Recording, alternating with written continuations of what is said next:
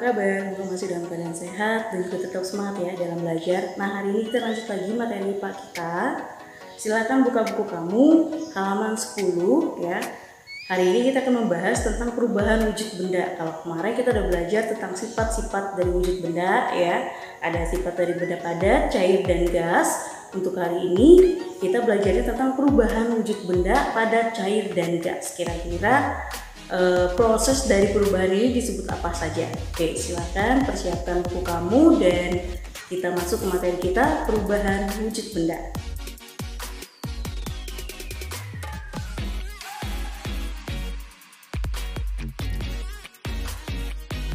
Nah, di sini sudah ada proses dari perubahan wujud benda ya.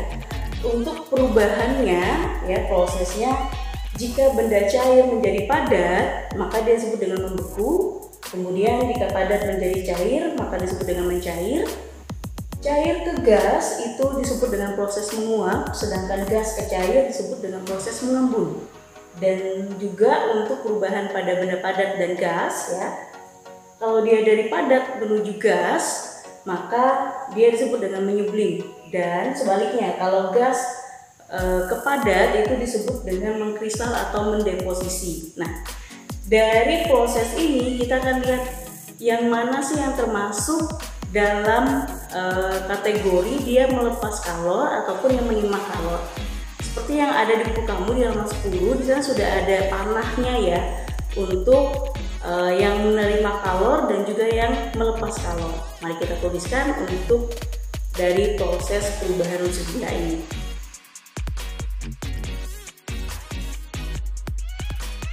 Nah, dari proses dia menyerap ataupun melepas kalor bisa kita kelompokkan bahwa yang melepas kalor itu terdiri dari membeku, mengembun, dan juga mengkristal atau mendeposisi. Sedangkan untuk yang menyerap kalor itu adalah proses mencair, menguap, dan menyublim. Misalnya kita mencairkan sebatang coklat ya, coklat batangan itu kita cairkan, maka kita perlukan yang namanya kalor atau panasnya. Kemudian mencairkan mentega ataupun misalnya adalah es batu bisa mencair ketika dia dikenai suhu ruangan, itu adalah bisa kita rasakan itu adalah normal, yaitu panas. Itulah contoh arti dari menyerap kalor ya. Dia memerlukan panas untuk merubah wujudnya ya. Misalnya menguap juga dari cair ke gas itu disebut dengan menguap. Makanya kita bisa memanaskan air ya, maka akan terlihat uap dari air tersebut hingga menghasilkan gas ya.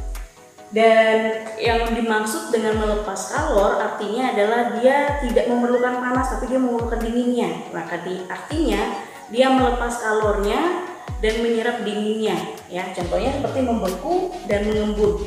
Membeku dia melepas kalor ya. Artinya dia melepas panas hingga akhirnya es itu terbentuk ya.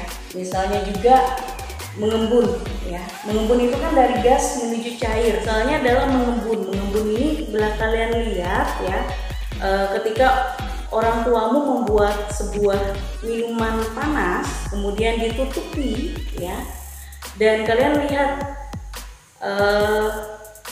uapan dari air yang panas tadi akan terkumpul di bagian tutup dari penutup gelas tadi. Nah, lama-kelamaan maka dia akan berubah menjadi sebuah titik-titik air ya. Makanya ketika kamu membuka sesuatu dan kamu lihat itu ada tetesan-tetesan itu di tutupnya ya, tetesan air itulah yang disebut dengan embunnya ya. Dari gas yang tadi uapnya ya kemudian berubah menjadi titik-titik air dan terbentuklah cair. Itulah pembahasan untuk dia melepas kalor atau untuk menyerap kalor. Dari apa yang kita bahas ini simpelnya seperti ini ya, untuk kamu lebih memahami. Ingat nama prosesnya ya, kemudian yang melepas kalor dan menyerap kalor itu jenis apa ya, sedangkan contohnya itu sudah sering kalian lihat dalam kehidupan sehari-hari. Harap apa yang kita bahas ini bisa kalian pahami dan kalian tuliskan di buku catatan kamu. Dan untuk kegiatan kamu di rumah, silakan kamu kerjakan soal halaman 11 ya. Sana ada sebuah tabel. Kamu lengkapi dan kamu kerjakan ini di buku latihan kamu ya. dan dikumpulkan pada waktu yang sudah ditentukan. Oke, sampai di sini dulu pertemuan kita hari ini. Ingat, tetap sehat, tetap semangat, selalu jalankan protokol kesehatan untuk menjaga kesehatan kita sendiri dan orang-orang di sekitar kita dengan selalu menerapkan 3M, yaitu menggunakan masker, mencuci tangan dengan sabun, dan menjaga jarak. Sampai di sini dan sampai jumpa.